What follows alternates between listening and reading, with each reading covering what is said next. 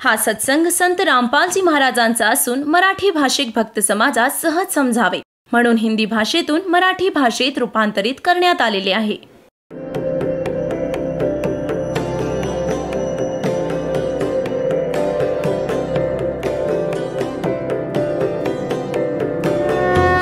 और ज्ञान सब ज्ञान डी कबीर ज्ञान सो ज्ञान और जैसे घोड़ा तोब कायब करता चले मैदान.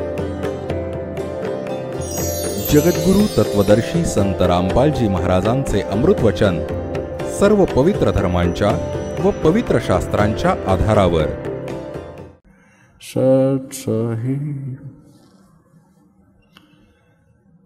सतगुरुदेव की जय. बंदी छोड़ कबीर परमेश्वर जी की जय. बंदी छोड़ गरीबदास जी महाराज जी की जय. स्वामी रामदेवानंद जी गुरु महाराज जी की जय हो.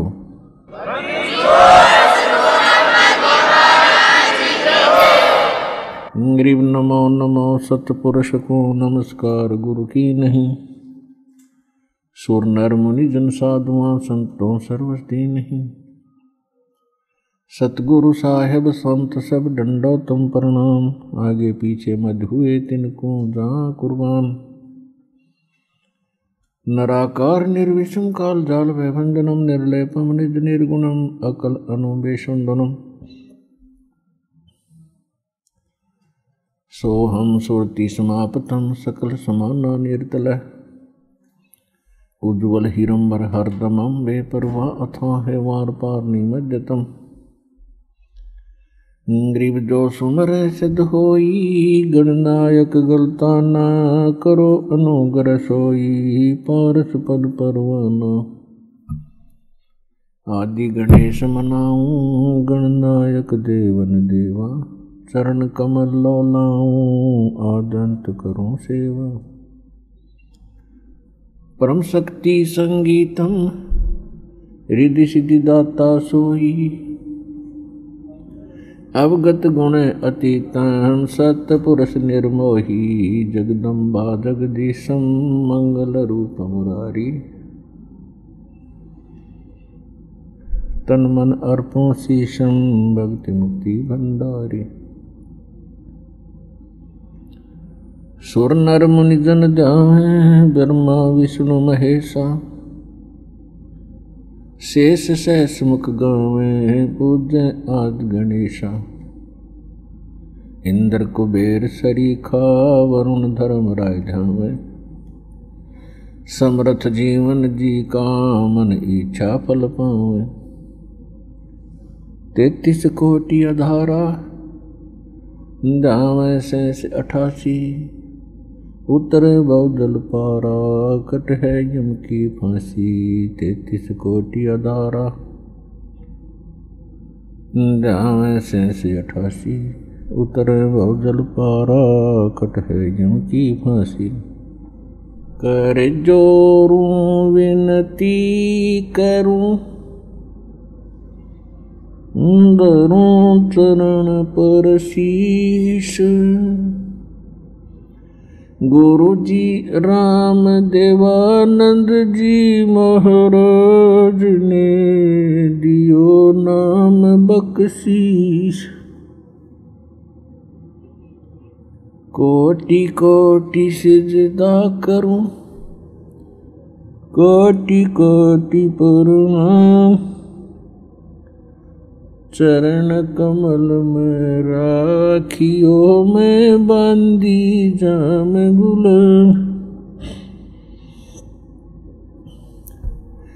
कुत्ता हूँ गुरुदेव का रामपाल दास का नाम. गले प्रेम की जेवड़ी राखे चोवा जाऊं. तो करो तो बावड़ो दूर दूर करो तो जाऊं. जो राखो तो ही रहूं. जो देव सो खाऊं. गुरु जी तुम ना भूलियो, चाहे लाख लोग मिल जाएं, हमसे तुमको बहुत है, तुमसे हमको नहीं। कबीर गुरु जी मिलेंगे, पूछेंगे कुशलात, आदि अंत की सब कहूँ अपने दिल की बात। कबीर जय इब कह सतगुरु मिले, सब दुख आँखों रो, चरणों ऊपर शीश धरूं कहूँ जो कहनी हो। सतगुरु पूर्ण ब्रह्म है, सतगुरु आप अलेख, सतगुरु रमता राम है, या मीनन मेख। गुरु बिन माला फेरते, गुरु बिन देते दान, गुरु बिन दोनों निष्फल हैं, चाहे पूछो वेद पुराण। गुरु बड़े गोविंद से मन में दीख विचार, हरि सुमरे वो रह गए, भाई गुरु सुमरे हो पार। कबीर गुरु गोविंद दोनों खड़े, काके लागू पाए, बलिहारी गुरु अपना, जिन गोविंद दियो मिलाए।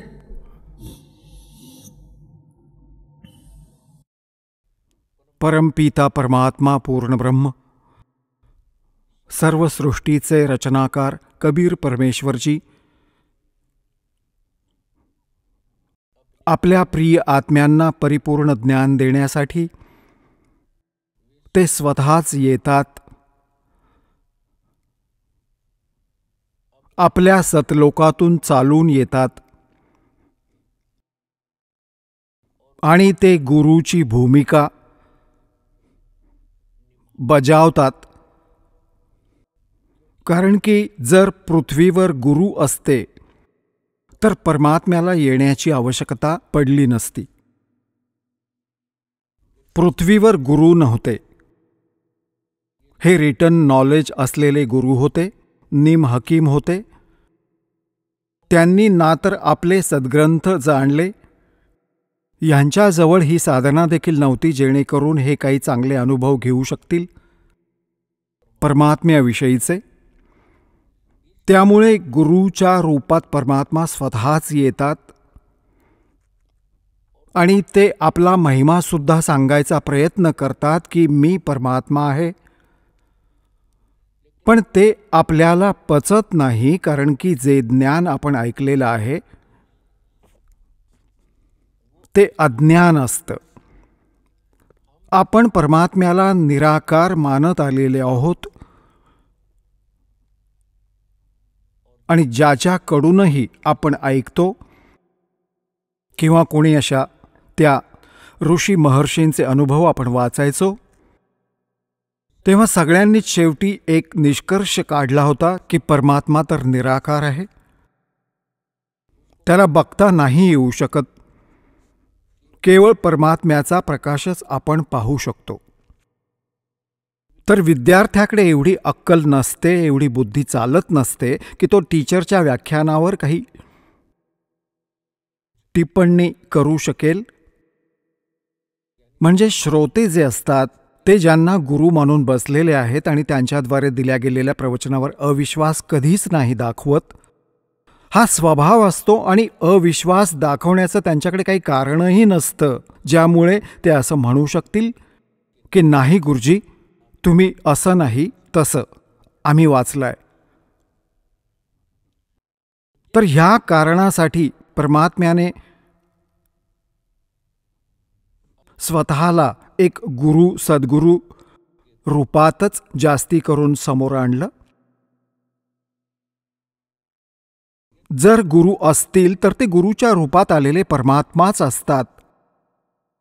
तर इथे परमात्मा ह्यासाठी सांगतात की गुरु गोविंद दोनों खड़े और किसके लागू पाए, बलिहारी गुरु आपना जिन गोविंद जो मिलाए. म्हणजे गुरुच्या रूपात परमात्माच असू शकतात आणि इतर जे गुरु आहेत ती तर वेगळीच गोष्ट आहे की एखाद्याने मोटरसायकल चालवायला शिकवलं की त्याचा गुरु झाला, कोणी गाडी चालवायला शिकवतो तो त्याचा गुरु होतो, आईंनी आपापल्या मुलींना पोळ्या लाटायला शिकवलं त्या त्यांच्या गुरु झाल्या.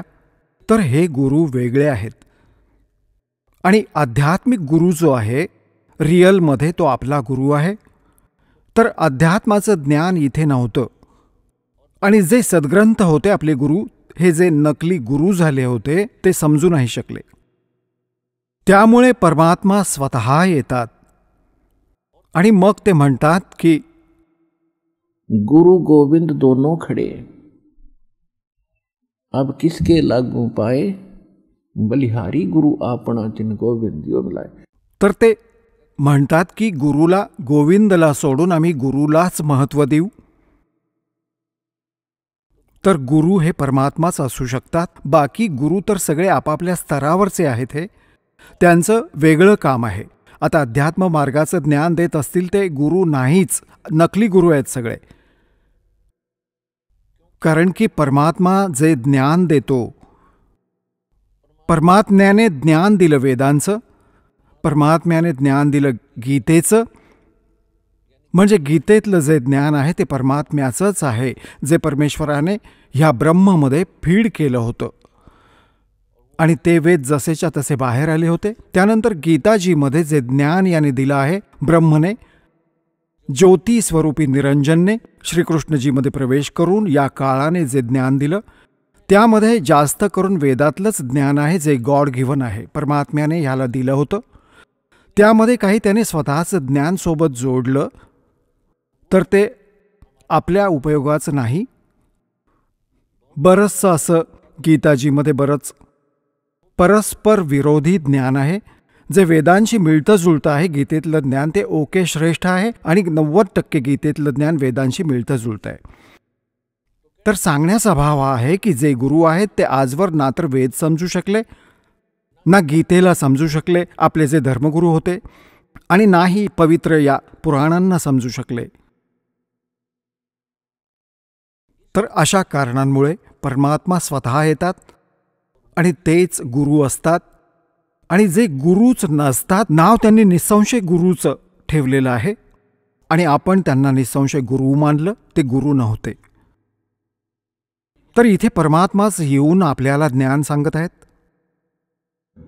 सतगुरु के उपदेश का लाया एक विचारे, जय सतगुरु मिलते नहीं तो जाते नरक द्वार.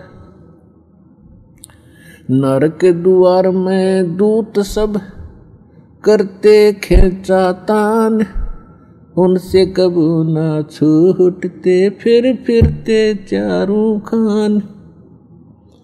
कबीर चार खानी में भरमते कबू न लगते पार, सो फेरा सब मिट गया मेरे सतगुरु के उपकार. सात समुद्र की मसी करूं, लेखनी करूं बन राय, धरती का कागज करूं, गुरु गुण लिख्यो न जाए. कबीर राम कृष्ण से कौन बड़ो, उन्हों भी गुरु कीन, तीन लोक के वे धनी, गुरु अग अधीन. परमात्म्याने अध्यात्म मार्गातली पहिली जी कडी आहे ती गुरु सांगितली आहे. आणि गुरु शिवाय जी साधना करतात, मन मानेल तशी साधना करतात, ती साधना नाही, त्यांचा व्यर्थ प्रयत्न आहे. त्यामुळे गुरु बिन माला फेरते, गुरु बिन देते दान, गुरु बिन दोनों निष्फल हैं, से पूछो वेद पुराण। गर्भ योगेश्वर गुरु बिना, लाग्या हर की सेव, कहें कबीर बैकुंठ से, वो फेर दिया सुखदेव। राजा जनक गुरु किए, फिर कीनी हर की सेव, कहें कबीर बैकुंठ को, चले गए सुखदेव। गुरुचा महिमा सांगताना परमात्मा म्हणतात की सुखदेव नामक ऋषींना गर्भातच, आईच्या गर्भातच ज्ञान मिळालं होतं की मनुष्य जीवन केवळ परमात्मा प्राप्तीसाठीच प्राप्त होतं आणि आपण बाहेर आल्यावर आपला मूळ उद्देश विसरून केवळ सांसारिक जुळवाजुळवींमध्येच, हे घर बंगला बांधण्यामध्येच आपलं जीवन नष्ट करून आणि एखाद्या हरलेल्या जुगाऱ्यासारखं हात चोळत निघून जातो. जेव्हा आपण हे जग सोडून निघतो तेव्हा आपल्याला सगळं समजतं की आपल्याकडून मोठी चूक झाली. आपण ते काम तर केलंच नाही जे मनुष्य जीवनात करायचं होतं. हे तर पशु पक्ष्यांसारखंच काम केलं आणि त्यातच सगळं जीवन नष्ट करून आणि गर्वाने मिरवत राहिलो. मग हा तिकडे जाऊन रडतो जीव धर्मराजासमोर उभं राहून, जिथे ह्याचा न्याय केला जातो, ह्याचा हिशेब केला जातो, तेव्हा खूप रडतो, खूप पस्तावतो, खूप पश्चाताप करतो. ह्याला मग सगळ्या गोष्टी आठवतात की जेव्हा तू मानवी शरीर मिळवून इथून गेला होतास, किती आभार मानले होतेस भगवानांचे आणि काय काय प्रॉमिस केलं होतंस, भगवान खूप भक्ती करेन आणि गुजराण तर तुम्हीच करणार आहात दाता. तर त्यावेळी त्याला आठवतात ह्या गोष्टी. पो फाटी पगरा भया, जागी जिया जून, सबका हो को देत है वो चौथ समाना चून.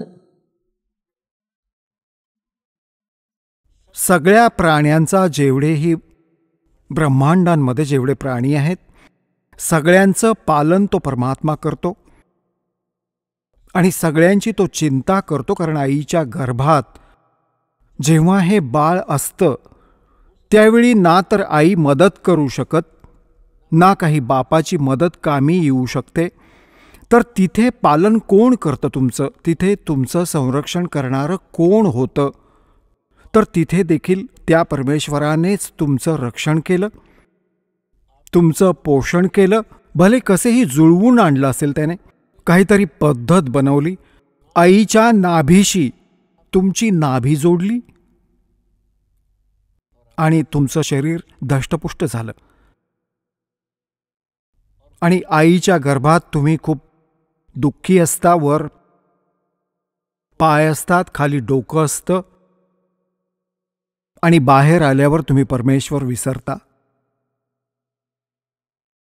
कबीर साहेब सांगतात, दुख में सुमरण सब करे, सुख मुकुरे ना कोई.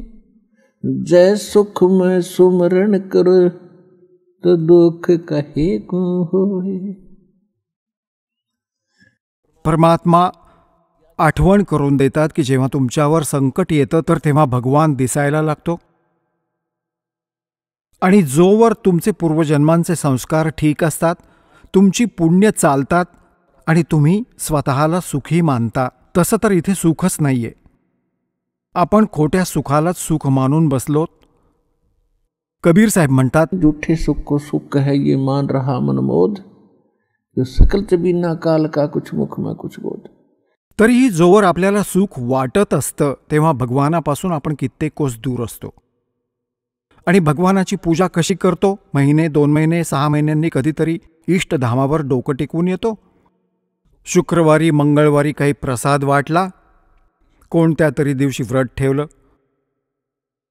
आणि जास्ती लोक तर वर्तमानात नास्तिकच झाले आहेत, कारण की वेळेवर भाकरी मिळते, चांगली व्यवस्था झाली आहे, शिक्षण झालंय, चांगली पोस्ट झाली आहे, परमात्म्याने चांगली बुद्धी दिली आहे, आपल्या लेकरांसाठी त्यांनी कूपनलिका बसवल्या आहेत, तलाव चांगले बनवले आहेत, चांगलं जेवण वेळेवर मिळतंय. आता भगवानापासून कित्येक कोस दूर गेलेत आणि विसरले आहेत त्या दुःखांना. परमात्मा सांगतात अशा सुखांना आग लागो जी भगवानापासून दूर नेतात. परमात्मा म्हणतात सुख के माथे पत्थर पड़ो जो नाम हृदय तिन जावे और बलिहारी व दुख के जो पल पल ना मिटावे. पूर्वीच्या काळात आमचे पूर्वज सांगायचे बुजुर्ग की पाऊस नाही पडला तर भगवानाचं स्मरण करायचो, कुठलंही दुःख आलं तर भगवानाचं बसून स्मरण करायचो, आमची संकटं निघून जायची. आणि आता भगवान शेकडो कोस दूर गेलाय. आता तर विजेची आठवण येते, वीज नसेल तर ट्यूबवेल कशी चालेल. भगवान आठवत नाही. तर परमात्मा म्हणतात असलं सुख खड्ड्यात जाओ ज्यामुळे भगवानाचा विसर पडतो. तर सत्संगाला आल्यामुळे मग आपल्याला लक्षात येतं की भगवानाची किती आवश्यकता आहे. तर सत्संगाला आल्यामुळे मग सुखी सुद्धा भगवानाची भक्ती करतील. जर दुःखी व्यक्ती भक्ती करतात तर सुख देतात परमात्मा, त्यांचा गुण आहे. आणि जर सुखातच भक्ती करत राहिलो तर दुःखच नाही येणार. आणि मूळ काम मनुष्य जीवनाचं भक्ती करणंच होतं, ते आपण विसरलो होतो. तर ह्याचं ज्ञान संत आणि परमात्माच देऊ शकतात, सद्गुरू देतात. सद्गुरूंचा खूप अभाव झाला आहे आणि सत्संग ऐकून ऐकून माणसं बहिरी झाली आहेत. ह्या नकली संतांचे वायफळ बडबड माहिती यांना काही नाही, यांच्याकडे कख नाही. श्रद्धाळू यांना डिहोट होऊन समर्पित होऊन आपल्या जीवनाचा नाश करून गेले. इतकं बिघडवलं धार्मिक ह्या मार्गाला. आता सेट करणं दासाला किती अवघड झालेलं आहे. एवढे TV चॅनेल्स चालू असतात, सगळीकडे नुसती बकवास चालू असते या संतांची, यांना कखही माहिती नाही आणि सगळे ऐकून ऐकून बहिरे झालेत आणि त्यांनाच फायनल मानलंय. तर यांचं हे आता हळूहळू निस्तरेल संकट हे. आणि सगळे शिकलेले आहेत. बघतोय दास की इतका विपरीत मार्ग आहे समाजाचा आणि पूर्वज्ञानाचा.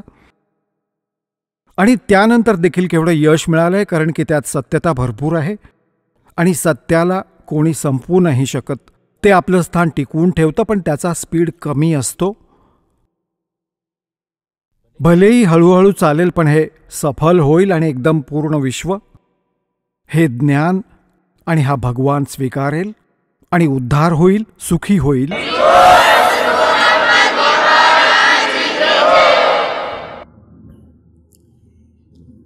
तर प्रसंग चालू आहे की जेव्हा हा भगवानाच्या दरबारात पोहोचतो तेव्हा याला सगळ्या गोष्टी आठवतात.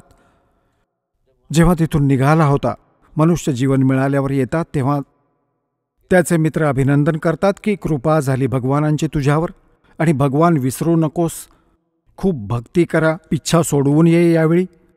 तर तिथून आपण सुद्धा खुश होतो की परमात्म्याशिवाय दुसरं काम नको करायला, मी तुमचंच स्मरण करेन आणि तुम्ही जे भाग्यात लिहिलेलं आहे ते तुम्ही नक्कीच देता. हे तर विधान आहे भगवानांचं. आणि पोट भरण्यासाठी आवश्यक काम करेन, उरलेल्या वेळात तुमचंच सुमरण करेल. मग इथे आल्यानंतर हे इतकं विसरायला लावतो हा काळ की मागचं सगळं विसरून जातो आणि नव्याने ह्याचं शिक्षण सुरू होतं. हा तुझा काका, ही तुझी काकू, हा तुझा मामा, ही तुझी आत्या. आणि अशा तऱ्हेने ह्याला पुन्हा शिकवून हे सांसारिक असे मंत्र, पैसे कसे जमवायचे, मोठं घर बांध, मोठी प्रतिष्ठा मिळेल, तर असे नवे मंत्र शिकवले जातात ह्याला. आणि जेव्हा हा सत्संगाला येतो तेव्हा कळतं ह्याला की काम आणखी आवश्यक होतं या मानव शरीराचं, जे सुरू देखील नाही केलं. तर इथून परमात्म्याच्या दरबारात जेव्हा हा जातो ह्याला सगळ्या गोष्टी आठवतात.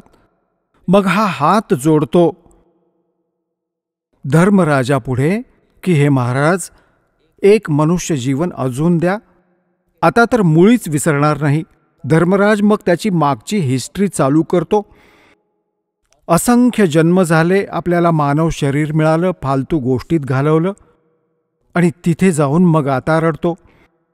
मग त्याची थोडीशी क्लिप दाखवतो की घे, तू तर खोटारडा फार आहेस आणि ह्याआधीही तू अशी प्रॉमिस केली होतीस, एकही पूर्ण नाही केलं. त्याची मागली फिल्म सुरू करतो बघ. ह्या जन्मात मनुष्य जीवन मिळालं. काय सांगतोस तू आणि काय करतोस जाऊन खाली, आणि येऊन परत मग काय म्हणतोस की एक जन्म अजून द्या, मग दुसरा, मग तिसरा. एका मिनिटात त्याला हजारो मनुष्य जन्म दाखवून देतो की गाढवा तू अशी बडबड करतोस. इथे आल्यावर तुला समजतं, तिथे तू ऐकत नाहीस. पळ इथून. त्याला गाढवाच्या योनीत टाकलं जातं. तर पुण्यात्म्यांनो, हे गॉड गिव्हन स्पिरिच्युअल नॉलेज आहे. आता ही शंकासुद्धा संपली की एखादा म्हणेल कोणी पाहिलंय, भगवानाने सांगितलंय येऊन हे, आणि इथे सुद्धा कोणी असं म्हणेल की कोणी पाहिलंय बघू नंतर, तर तो नालायक माणूस आहे, दगड आहे, माणूस नाही, तो राक्षस आहे. सांगतात जेव्हा आईच्या गर्भात तू रडत होतास, परमात्म्याने तुझा आवाज ऐकला आणि व्यवस्थितपणे तुझं शरीर बाहेर काढलं, आणि बाहेर आल्यानंतर आता तू विसरलास. म्हणतात उस समर्थ की रीज भुलाई, अब कुल कुटुंब से राता, गर्भ के अंदर बचन भरे थे, कहाँ गई वो बाता. परमात्मा किती प्रेमाने समजावू इच्छित आहेत की विसरलास त्या दिवसांना. उस समर्थ की रीद छुपाई, त्या परमात्म्याने तुझ्यावर कृपा केली, खुश झाले आणि तुला मनुष्य जीवन देऊन आईच्या गर्भातून, संकटातून बाहेर काढलं. नाहीतर बरीचशी मुलं गर्भातच मरतात, आई देखील मरते सोबत. त्याच्या कृपेमुळेच तू व्यवस्थितपणे ह्यावेळी जन्म घेतोस, आणि आज विसरलास त्या भगवानांच्या त्या गोष्टींना की गर्भ के अंदर बचन भरे थे, कहाँ गई वो बाता. तेव्हा पुण्यात्म्यांनो, दुख में सुमन सब करें, सुख में करे न कोई, और जय सुख में सुमन करे तर दुःख काही होय. तर सौभाग्य आहे त्या पुण्यात्म्यांचं जे इथे आले आहेत, ज्यांच्यावर काही संकट आहे. दास इकडे बघत आहे की 80% व्यक्ती भक्त श्रद्धाळू फक्त दुःखीच आले आहेत. कुणी आजाराने दुःखी आहे, किंवा वेगळं दुःख असेल त्याला, किंवा कोणता इतर प्रॉब्लेम त्याच्यावर आला असेल. तर तुमच्यासाठी हे दुःख, तुमच्यासाठी हा प्रॉब्लेम, तुमच्यासाठी हा आजार एक वरदान सिद्ध होईल जर तुम्ही ह्या मार्गावर ठाम राहिलात. बघा, एका दिवसात कोणती वस्तू परफेक्ट नाही होत. बाळ जन्म घेतं, तुम्हाला आनंद होतो, हळूहळू मोठा होतो, 15, 16, 20 वर्षांनंतर तो काही आपला धंदा करण्यायोग्य होतो. अशाच प्रकारे तुम्ही बी पेरता. समजा तुम्ही आंब्याचं बी पेरलंय, त्याला वाढवलं, देखभाल केली, रोप बनलं, मग झाड बनलं, आणि झाड बनल्यानंतर मग त्याला फळं लागतील. इतकी फळं लागतील की ते फळांनी भरभरून जाईल, तुम्हीही खाल, नातेवाईकसुद्धा खातील. अगदी ह्याच प्रकारे आज तुम्हाला ज्यांना आज मंत्र मिळालाय, त्यांनी आज हे सद्भक्तिरूपी रोपटं तुम्ही आज बी पेरलं आहे त्याचं, आणि त्याला पाणी घालणं म्हणजे भक्ती करणं, दानधर्म करत राहणं, मर्यादा राखणं, ह्याचे वाफे तयार करणं. वाफे तयार करण्याचा अर्थ आहे मर्यादा राखणं, नियम तोडायचे नाहीत. धीरे धीरे रे मना, धीरे सब कुछ होए, माली सींचे सो घड़ा, समय आए फल होए. जसं माळीचा अर्थ आहे त्या प्रोसेसशी परिचित, त्याचा विद्वान आहे, बाग बगीचे करणारा, तो बी पेरतो आणि त्याला शेकडो घागरी देतो वॉटर, पाण्याच्या, आणि हळूहळू ते मोठं होत जातं. त्याला माहीत आहे, त्याला 100% ज्ञान आहे, तो असा पूर्णपणे त्यावर विश्वास आहे त्याला की एके दिवशी ह्याचं झाड होईल जर मी त्याची सुरक्षा नीट ठेवली, त्याचा रोगापासून बचाव केला, आणि मोठं झाल्यानंतर मग बघा ही माझी परिस्थिती बदलून टाकेल.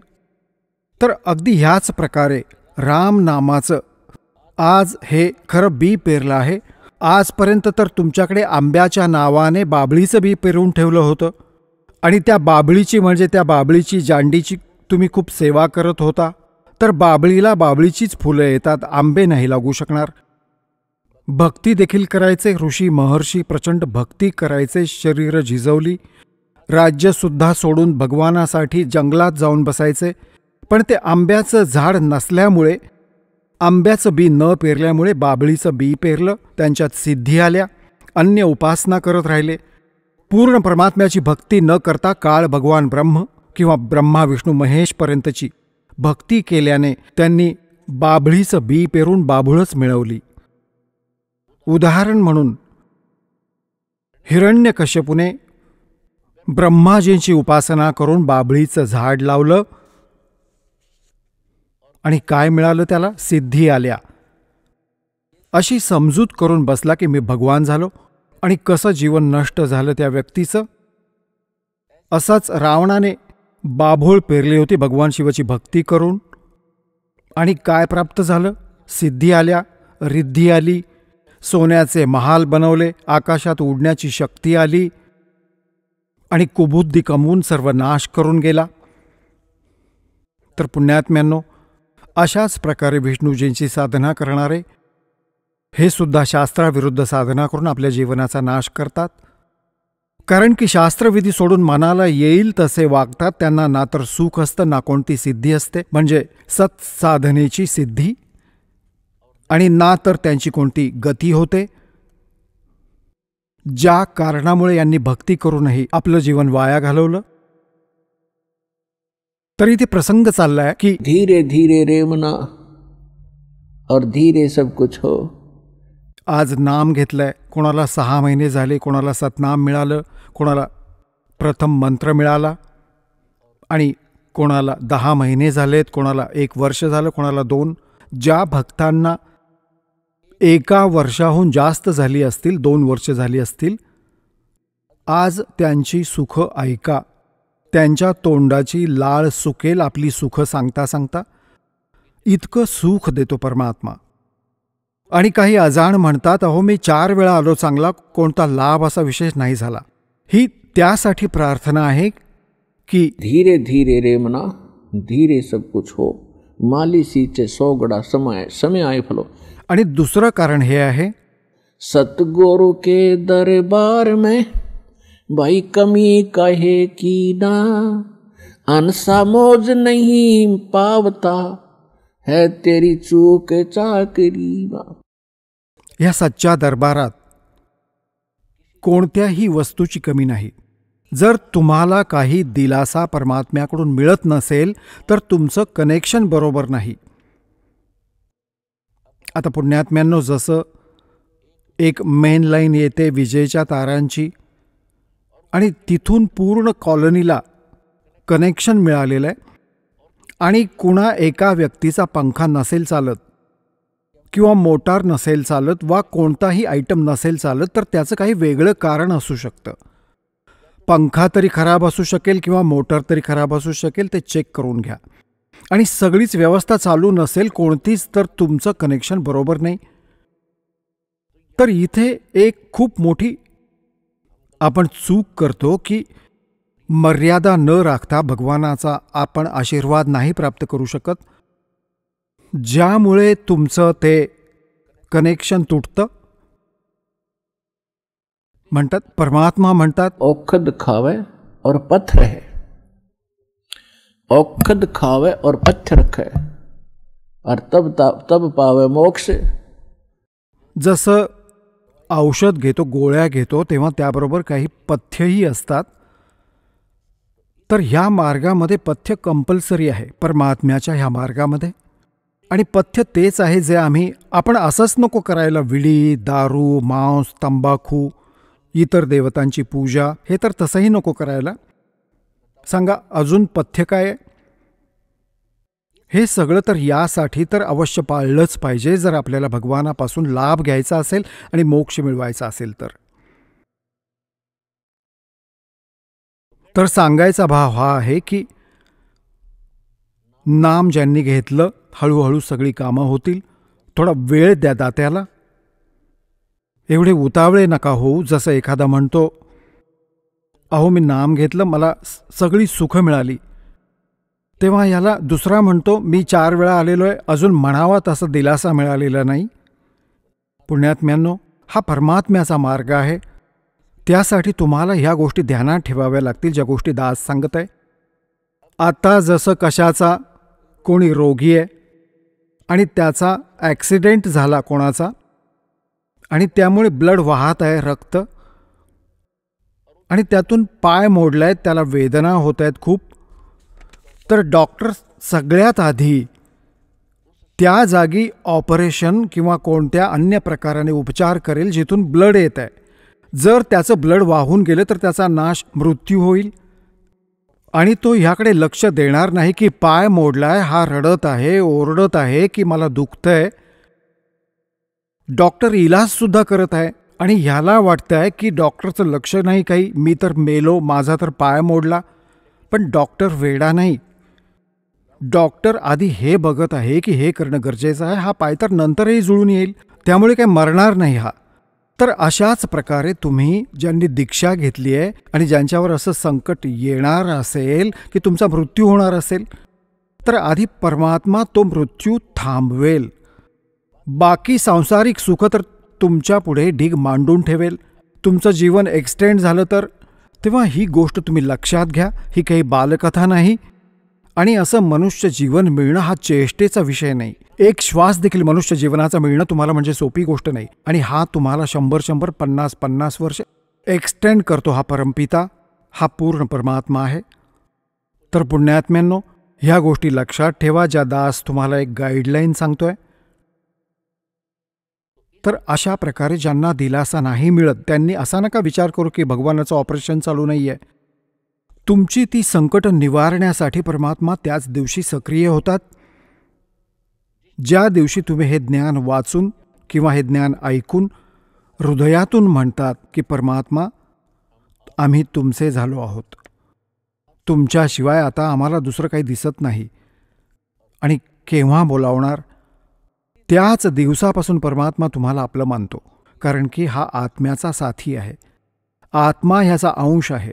भले तो कोणत्याही धर्माचा असो, कोणत्याही पंथाचा असो किंवा कोणत्याही प्राण्याच्या शरीरातला असो, कुत्रा, गाढव, डुकराच्या शरीरातला. तर हा परमात्मा त्याच दिवसापासून तुम्हाला स्वीकारतो जेव्हा तुम्ही हृदयापासून हाक मारता. आणि ज्यावेळी नाम घेता तेव्हा तर गोष्टीत संपतात की तुमचा कोणता निवाडा नको व्हायला किंवा तुमची संकट दूर नको व्हायला. त्यासाठी हेच कारण ठरतं की परमात्मा आधी ते संकट टाळेल ज्यामुळे तुझ्या जीवाला धोका असेल. तुमचं जीवन एक्सटेंड करून मग हळूहळू तुमची सगळी कामं, आवश्यक कामं जी सगळी असतील सगळी मार्गी लावतील. बघा, हा भक्ती मार्ग आहे. जर तुम्ही इथे आलात बरवाला आश्रमात तर तुम्हाला सगळ्यात आधी हा उद्देश ठेवावा लागेल की मला मोक्ष हवाय. आणि जे म्हणतात की मी फॅक्टरी उघडेन, मी मंत्री बनेन, MLA बनेन, मला आशीर्वाद द्या गुरुजी. बघा, हे आशीर्वाद तुम्हाला इथे नाही मिळणार, कारण हे तर भगवानापासून दूर करतील तुम्हाला. आणि आम्ही असं विष नाही देऊ शकणार जे तुमच्या जीवनाची हानी करेल. डॉक्टर इतका अज्ञानी नसतो. ह्याचं कारण असं आहे की जसं घर बंगले तुम्हाला दिलेही भगवानाने तर तुम्ही परमात्म्यापासून खूप दूर व्हाल. आणि मग काय सांगतात? सर्व सोने की लंका थी वो रावण से रणधीरम, एक पलक में राज विराजी वो जम के पड़े जंजीरम. सगळी सोन्याची लंका बक्षीस दिली होती त्याला. सगळी लंका सोन्याची बनवून बसला होता. आणि त्यावेळी तर काही 1000, 20-20, 30-30 हजार वर्षांचं वय असायचं. तर त्यामध्ये असा विचार करणं ही काही मोठी गोष्ट नव्हती की आत्ता नको मरायला, 40,000 वर्ष जगेन. कारण की सत्ययुगात 1,00,000 वर्षांचं आयुष्य असतं. आणि त्रेतामध्येही सुरुवातीला 40, 50, 30 आणि शेवटी कमी होत जातं. तर रावणाच्या मनात हा गैरसमज निर्माण झाला की आता नाही मरणार. थाटामाटात राजवाडा बांधला आहे, कित्येक मजल्यांचे महाल बांधले आहेत. अशी आजकाल 20-20, 30-30 मजल्यांची बांधतात घरं. तो तर शेकडो मजल्यांचे बांधून बसला होता, 200-200. इतका कुबुद्धी होता. आणि सगळी सोन्याची, विटा आणि वाळू सोन्याची, लिंपण सोन्याचं, आणि त्यालाही वाटलं की आता मरणार, आणि अशी घमेंड उतरली, परिवारासकट नष्ट झाला. तर सांगायचा अर्थ हा आहे, परमात्मा सांगतात की क्या मांगो कुछ थिर न रहाई, ये देखत नैन चला जग जाई. 1 लख पूत 1.25 लख नाती, उस रावण के दीवान बाती. परमात्मा म्हणतात काय मागू. आपल्याला म्हणतात की काय मागाल. रावणा एवढे श्रीमंत पण नाही होऊ शकत, आणि एवढे शक्तिशाली सिद्धियुक्त पण तुम्ही नाही होऊ शकत.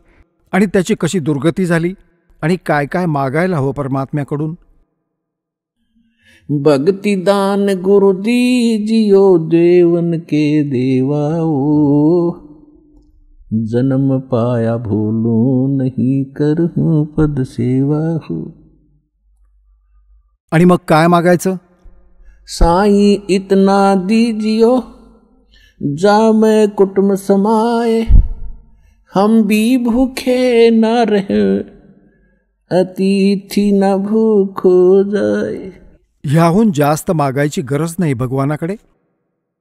आता परमात्म्याला सगळं माहीत आहे की ह्या बाळाला कशाची गरज आहे, आणि काय द्यायचं, कोणती वस्तू देणं अनिवार्य आहे, कोणती वस्तू हा मागत आहे, त्याच्यासाठी ह्याचा उपयोग आहे की नाही.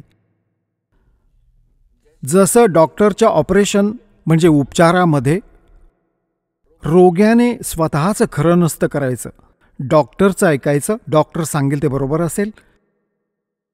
आणि डॉक्टरच्या उपचारात मध्ये नाक खुपसलं आपलं की नाही नाही नका असं करू, तसं करा, तू बेशक करून घे, पण त्याने लाभ नाही होणार, तो रोग नाही संपणार.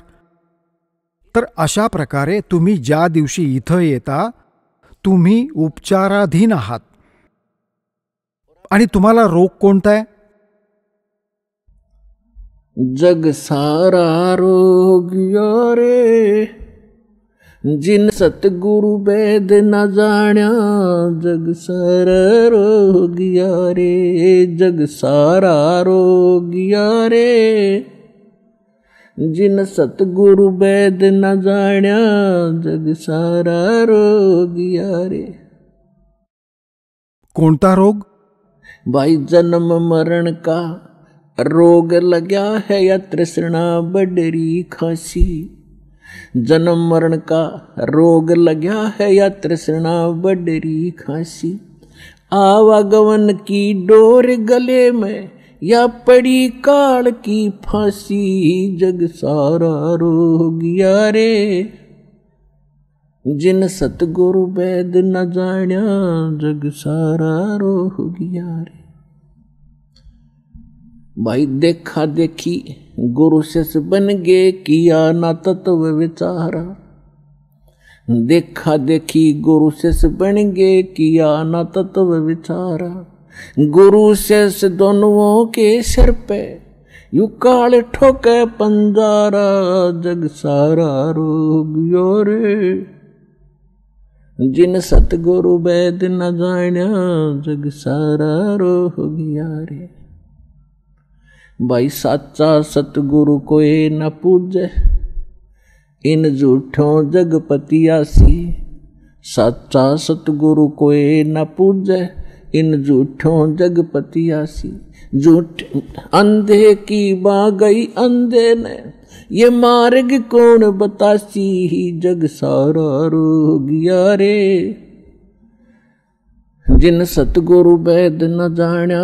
जग सारा रोग रे. भाई सार शब्द सर जीवन बूटी, घस घस अंग लगावे. सार शब्द सर जीवन बूटी, घस घस अंग लगावे. कहे कबीर तुम सतकर मानो, ये जन्म मरण मिट जावे. जग सारा रोग रे, जिन सतगुरु वेद न जाण्या. जग सारा रोग रे. तर यामध्ये असं स्पष्ट केलं आहे परमात्म्याने की तुम्हाला कोणता रोग आहे. काय सांगितलंय की जन्म मरण का रोग लगा है, और यह तृष्णा बढ़ रही खांसी, और आवागमन की। वर जा, मग तिथे तुमचा हिशेब मांडून झाल्यावर खाली या, मनुष्य व्हा, गाढव व्हा, कुत्रा व्हा, मग आपला टाईम पूर्ण करा आणि मग जा. नंतर तिथून नेक्स्ट आदेश येईल, गाढव हो, गाढव व्हायचं, पुन्हा जायचं. परत आदेश येईल, कुत्रा बन, कुत्रा व्हायचं, मनुष्य व्हायचं, देवता व्हायचं, राजा व्हायचं, मग गाढव व्हायचं. म्हणतात ये आवागमन की डोर गळे में. ही काळाच्या कर्मांची फाशी लागली आहे तुमच्या गळ्याला, आणि ह्याला फक्त परमात्मा, पूर्ण ब्रह्म, सत्यपुरुष कबीर परमेश्वरांशिवाय कोणताही असा भगवान नाही जो हा रोग संपवू शकेल. तर तो कापण्यासाठी परमात्म्याने एक विधी सांगून ठेवलाय, आणि तो विधी आत्तापर्यंत लपवून ठेवला होता, कारण की परमात्म्याचं आणि काळाचं एक प्रॉमिस झालं होतं, करार झाला होता. ह्या काळाने म्हटलं होतं की 3 युगांमध्ये, सत्ययुग, त्रेता, द्वापारमध्ये हे परमात्मा तुम्ही थोडेच जीव घेऊन जा, आणि 4थ्या युगात, कलियुगात तुम्ही हवे तितके न्या. काळाला माहीत होतं की कलियुगात ह्यांची आधीची बॅटरी चांगली डाऊन होईल, पुण्यकर्म संपून जातील. सत्ययुग, त्रेता, द्वापारमधले, सत्ययुग, त्रेता, द्वापारमध्येही तुम्ही होता. आणि तो कोणता आत्मा आहे जो सत्ययुग, त्रेता, द्वापारमध्ये सत्ययुगातून सुरू होतो मानवी शरीर प्राप्त करून? ते आत्मे असतात जे कधी या कलियुगात, ह्यावेळी जो आज तुम्हाला वेळ मिळाला आहे, हा मधल्या पिढीचा वेळ, म्हणजे मध्य वेळ आहे कलियुगाची, या सद्भक्तीची. पहिलं चरण जे होतं कलियुगाचं, परमात्मा सहज शरीर आले होते, सहज शरीर कबीर परमेश्वरजी गेले होते मगहरहून. आता ही मधली पिढी आहे जी आता सुरू झाली आहे, ह्यामध्ये कंप्लीट कोर्स आहे भक्तीचा, आणि निसंशय आहे, काही डाऊट नाही, सर्व प्रमाणित आहे. आता जे भक्ती करतील ते पार होतील, जे मर्यादेत राहतील शेवटच्या श्वासापर्यंत ते तर सतलोकात निघून जातील. मग काय होईल? 1000 वर्षांनंतर ह्या भक्तीमध्ये बरेचसे असे नालायक काळाचे दूत शिरतील, जे हळूहळू ही भक्ती खराब करायला सुरुवात करतील, आणि त्यावेळी ही सद्भक्ती जेवढा वेळ यांची करून झालेली आहे आणि त्यानंतर मार्गदिशा बदलली, त्यांच्यासोबत काय होईल की जसं पुण्यात्म्यांनो, एका श्वासाचा मंत्र ह्या दासाकडून प्राप्त करून तुम्ही एक श्वास देखील या मंत्राचा घेतला, सतनामाच्या, तसं तर पहिल्या मंत्रापासूनच तुमची बक्कळ कमाई सुरू होते, खूप जास्त होते. आणि जरी सतनामाचा मंत्र तुम्ही वर्ष, 2 वर्ष, 3 वर्ष, 4 वर्ष केला आणि सारनाम नाही जरी मिळालं, तरीही तुमची प्रचंड कमाई होऊन जाते. आणि मग काळ काय करेल? कारण की तो तर तुम्हाला पुण्य देईल, त्याने वर हॉटेल्स बनवून ठेवली आहेत, स्वर्ग, महास्वर्ग.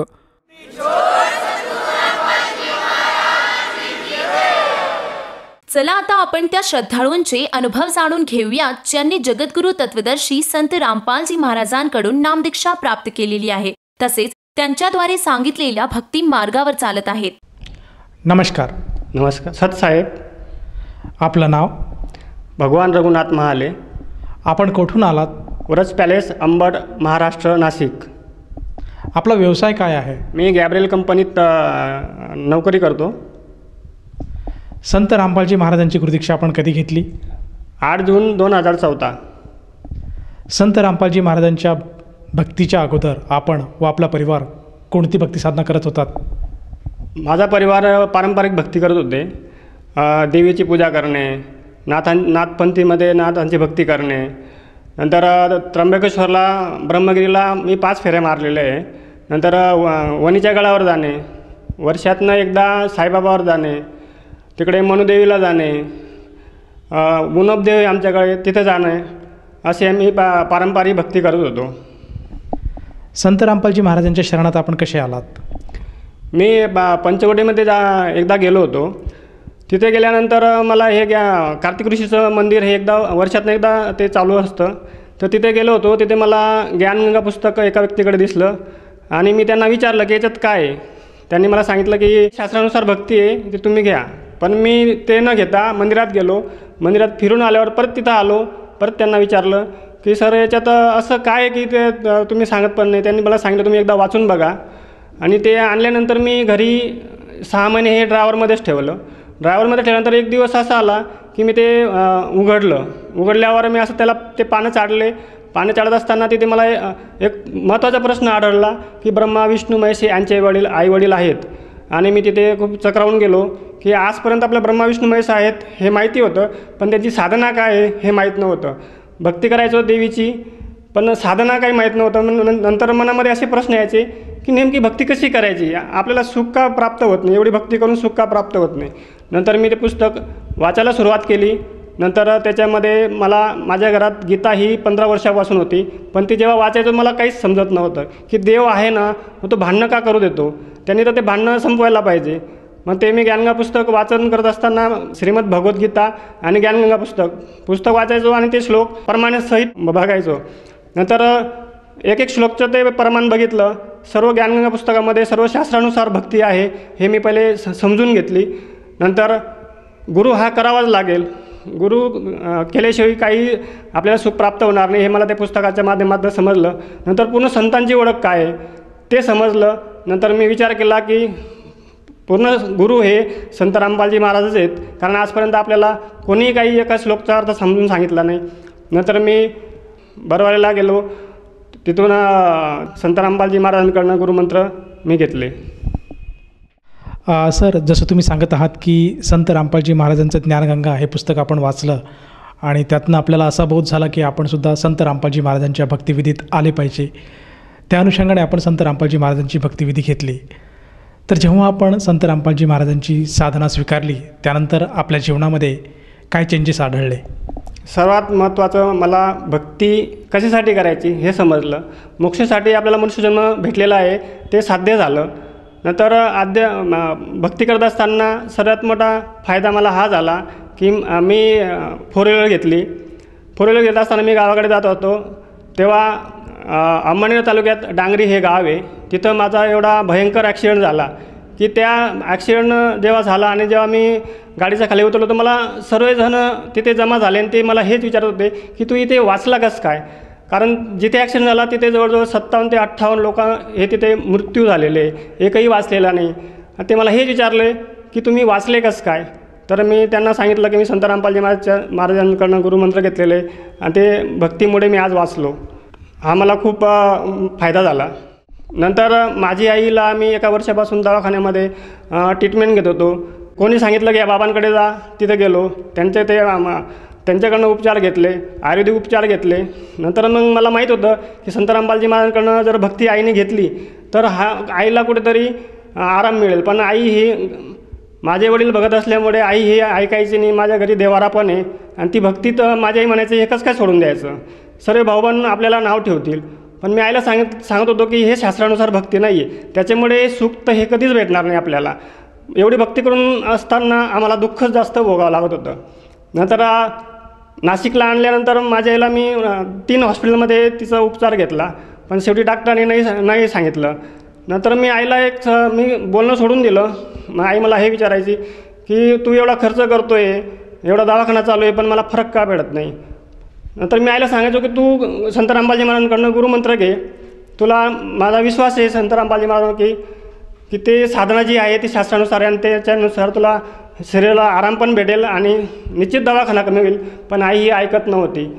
नंतर माझे गुरुभाऊ यायचे, ते पण आईला समजून सांगायचे, कारण जेही माझे गुरुभाऊ आहेत त्यांच्या आईंनासुद्धा आज जिवंत आहे आणि 100% चांगले झालेले आहेत. पण माझी आई ही ऐकत नव्हती. नंतर आईला दवाखान्यात न्यायचो, घरी आणायचो. खाल्लेलं पचत नव्हतं, अन्ननलिका पूर्ण खराब झालेली होती. नंतर एक दिवस असा आला की आई म्हणे तू एवढा खर्च करतो आहे ना. मी आईला सांगायचो तुझ्यासाठी मी जे नाही ते खर्च करेल, पण तू ऐकत नाही तर मी काय करणार त्याला, मी माझं कर्तव्य करतो आहे, शेवटी परमेश्वराची इच्छा. नंतर एक दिवस आईने मला स्वतः सांगितलं की चल आपण ते पण करून बघू. मग मी दुसऱ्या दिवशी आईला नाशिकला नामदान सेंटरवरती संत रामपालजी महाराजांचे गुरुमंत्र घेतले. नंतर संत रामपालजीच्या आशीर्वादाने माझी आई आज एकदम चांगली आहे, भक्ती पण करते, शास्त्रानुसार भक्ती भेटून गेली आणि आज मला खूप मोठी ती माझी संपत्ती आहे, ती आज जिवंत आहे आणि भक्ती पण करते. सर, जसं तुम्ही सांगत आहात की संत रामपालजी महाराजांच्या शरणात आल्यानंतर आपल्याला बरेचसे लाभ प्राप्त झालेत आणि मुख्यतः आपल्या आईला जो काही आजार होता तो सुद्धा दूर झाला. परंतु मला असं विचारायचं आहे की यापूर्वी जी काही ट्रीटमेंट घेत होते त्यावेळेस आपण भरपूर खर्च केला, परंतु संत रामपालजी महाराजांच्या शरणात आल्यानंतर तो आजार बरा झाला. तर ह्या गोष्टीला आज किती दिवस लोटले आहेत आणि आजच्या घडीला आपल्या आईची परिस्थिती आज कशी आहे? संत रामपालजी महाराजांना गुरुमंत्र केल्यानंतर आज माझ्या आईला 2 वर्ष झाले आणि 2 वर्षामध्ये माझा आईला कुठलाही प्रकारचा त्रास होतो थोडाफार, पण ते थोडेफार औषध घेतल्याने ते चांगले होऊन जाते. मी तिला सांगतो जाप कर, गुरुमंत्रांचा जाप कर. ती जाप केल्यात असताना ती खूप चांगली होऊन जाते, व्यवस्थित होऊन जाते आणि खूप माझा खर्च वाचला. नाहीतर मी आज एवढा खर्च करूनसुद्धा माझी आई एक्सपायर झाली असती आणि पैसा पण गेला असता. पण संत रामपालजी महाराजांकडून गुरुमंत्र घेतल्यानंतर आज माझी आई पूर्णतया ठीक आहे. या व्यतिरिक्त आपल्याला स्वतःला काही चमत्कार किंवा अनुभवायला मिळाला का? मला शारीरिक खूप त्रास होत होता. मणक्यांमध्ये गॅप होता. तर मी 2 हॉस्पिटलमध्ये त्याचा उपचारसुद्धा घेतला, पण थोडाफार आज आराम भेटायचा. नंतर तो त्रास कंटिन्यू चालू होऊन जायचा. नंतर जेव्हा मी नाम घेतलं, तर मी जेव्हा भक्ती करायला लागलो तर ते मणक्यांचासुद्धा मला तो त्रास कमी 100% झाला. आज कुठल्याही प्रकारचा माझे शारीरिक त्रास होत नाही. हा एक खूप मोठा माझा फायदा झाला. सर, जसं तुम्ही सांगत आहात की संत रामपालजी महाराजांच्या शास्त्रोक्त भक्तीमुळे आपल्याला व आपल्या परिवाराला बरेचसे लाभ प्राप्त झालेत. तर ह्या अनुषंगाने आपण इतर जो भक्त समाज आज TV चॅनलच्या माध्यमातून आपल्याला बघत आहेत यांना आपण खास करून काय संदेश द्याल? माझ्या सर्व मानवजातीला प्रार्थना आहे, हिंदू, मुस्लिम, शीख, ईसाई सर्वांची साधना ही एकच आहे. पण आजपर्यंत आपल्याला आपण कुठं कीर्तनमध्ये गेलो, भागवत कथा ऐकलो, तिथे आपल्याला एकही बाबाने कुठलाही श्लोक समजून सांगितला नाही. भक्ती करत असताना प्रत्येकाला हा प्रश्न निर्माण होतो की आपण एवढी देवांची भक्ती करून दुःखी का असतो? असं कसं काय आहे की अचानक कोणतरी आपल्यामध्ये मरून जातं? कारण आपण ती शास्त्रानुसार भक्तीच करत नाही, त्याच्यामुळे दुःख तर हे येणारच. म्हणून मी सर्व मानवजातीला प्रार्थना करतो की तुम्ही संत रामपालजी महाराजांचं शास्त्रानुसार भक्ती करा आणि दुःख मिटवा. आणि मनुष्यजन्म जो भेटलेला आहे आपल्याला तो फक्त मोक्षासाठी भेटणार आहे, दुसरं काहीच कारण नाही. आणि मनुष्यजन्म आपल्याला 84 लाख योनीनंतर भेटतो आणि तो फक्त भक्तीसाठी भेटलेला आहे, दुसरं काहीच कारण नाही. म्हणून सर्वांना माझी प्रार्थना आहे की तुम्ही संत रामपालजी महाराजांचे सत्संग हे विविध चॅनलवर येतात, ते तुम्ही बघा. आणि आपल्या घरात शास्त्र असतं, शास्त्र म्हणजे श्रीमद भगवद्गीता, त्याच्यामध्ये तुम्ही प्रमाण करा की ही भक्ती, ही जी साधना आपण करतोय ती शास्त्रानुसार करतोय का? जर ती शास्त्र आणि ते ज्ञान जर खरोखरच मॅच होत असेल तर 100% तुम्ही संत रामपालजी महाराजांना गुरु करा आणि आपला मोक्ष प्राप्ती करा. सर, आपल्या प्रार्थनेमधून आणि आपल्या आव्हानामधून जर एखाद्या साधकाला जाणवलं की आपण सुद्धा संत रामपालजी महाराजांची नामदीक्षा घ्यायला हवी, तर तो व्यक्ती संत रामपालजी महाराजांची नामदीक्षा कशी घेऊ शकेल? संत रामपालजी महाराजांचे विविध चॅनलला सत्संग येतात, तिथं फोन नंबर असतात, तिथे तुम्ही संपर्क करा. आणि तिथे गेल्यानंतर जो आपल्याला मनुष्यजन्म भेटलेला आहे ते भक्तीसाठी, ते तुम्ही भक्ती प्राप्ती करा आणि जन्माचं कल्याण करा. सर, या नामदीक्षेसाठी त्या साधकाला किती पैसे मोजावे लागतात? सर, तिथे एकही रुपया घेतला जात नाही. उलट आपल्याला तिथं भक्तिबोधचं पुस्तक, गुरुजींचा फोटो असं सर्व फ्री दिलं जातं. त्याच्यामुळे एकही रुपया खर्च तर येत नाही. धन्यवाद. सत साहेब.